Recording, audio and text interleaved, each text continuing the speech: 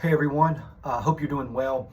Today I want to talk to you about two pieces of recent legislation that I think you should be aware of and how it may impact how your organization manages the threat of workplace violence. So first is a new law that was introduced by the U.S. Senate on September 12th of 2023 called the SAVE Act, and it stands for the Safety from Violence for Healthcare Employees. This law would introduce stricter penalties for those that violate, hurt, injure healthcare workers.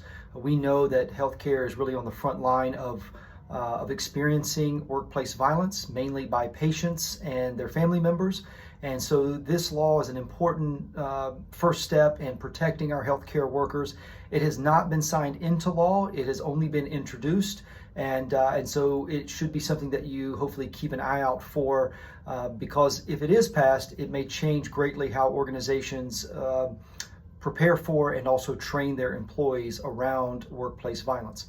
The second piece of legislation I want to tell you about is what's called the Senate Bill 553, which was signed into law on September 30th of 2023. And that law requires most employers in the state of California to have what's called a workplace violence prevention plan. And in that plan, they would have to record workplace violence incidents.